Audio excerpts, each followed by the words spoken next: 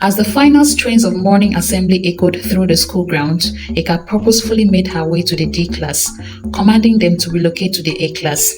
It would be her first time teaching a combined class. With the students resettled, Eka took charge and launched into lesson. Within a matter of minutes, the same female teacher appeared at the doorway, her exasperation evident in her voice. She called Eka's attention, but Eka was so engrossed in the teaching experience that she failed to register her summons. Anger tinged her movements as she stormed off to the D class. To her utter astonishment, the D class was completely empty. Overwhelmed by fury, she stormed back into Eka's classroom and demanded to speak with Eka. Eka calmly requested a few minutes to wrap up her lesson, stating that she was imparting crucial knowledge to her student. The female teacher reluctantly waited, seething with anger. Finally satisfied, Eka made her way to the door to face her. "You are in my class. This is my period," she spat out, her voice laced with indignation. Eka couldn't help but chuckle as she replied, "Just look around. I'm sure there are plenty of classes without teachers. You can go there and teach them. I can't simply abandon my class midway just because it's your period." Before Eka could step back into the classroom, she fumed. "And did you really have to combine the D class? Release them to me. I don't have all day." Eka met her enraged glare with a satisfied smile. "I couldn't find any teacher in their classroom, and they proved to be rather disruptive. So I decided to combine them with the A class." "They are quite enjoying this unique teaching experience," Eka coolly responded. A mixture of shock and anger washed over her features as she stammered, "You dare speak to a senior teacher like that? You are just a core member. Release those students to me immediately or leave the class. You won't like what will happen next." At that very moment, a sense of fulfillment washed over Eka. Not only because she changed to a new place of primary assignment, but she had also been given the opportunity to right the many wrongs in her new PPA. With a confident smile, Eka nonchalantly stated, "I can see that change is in order, and I'm here to make it happen.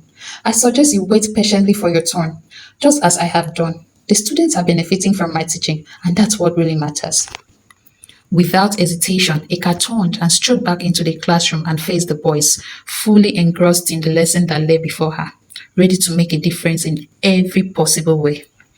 Then Eka noticed that they had started to whisper.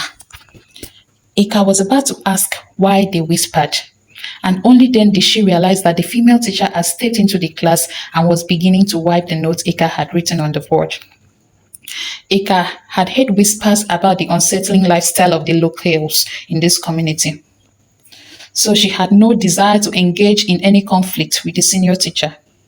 As Eka gathered her belongings to leave the class, a sudden uproar from the students caught her off guard. They began to protest, hitting the table and chairs and demanding that Eka be allowed to teach them instead of the senior teacher. "Allow Corpers to teach us, so you too wicked. You think say we know they see wetin you dey do. If Corper comot, then we say we go comot, we go teach empty class." Eka was taken aback by their unexpected display of support, considering that she had only recently introduced herself as their new literature teacher. The situation escalated as the senior teacher tried to quell the students' rebellion, only to make matters worse. Other teachers and students gathered to witness the commotion, and the vice principal was eventually called to intervene. The vice principal asked what the problem was, and the student, without letting the woman talk, explained to him that the woman taught during Eka's period the previous day, and today, when Eka decided to do same, she decided to wipe off the notes Eka had written. The vice principal asked Eka and the senior teacher to follow him to his office. When they got to his office, he asked the woman if what the student said was true. "I am a senior teacher and she is just a Corper. Why should I leave the class for her?" she said. "She didn't wipe your note while you were using her period to teach. So why did you have to wipe off her note?" the vice principal asked, but the woman did not respond. In the aftermath of the chaos, the vice principal sided with Eka and instructed the senior teacher to apologize and allow Eka to continue teaching. "My dear, I am sorry for the inconvenience. Go back and teach your students. They are waiting for you," the vice principal said to Eka.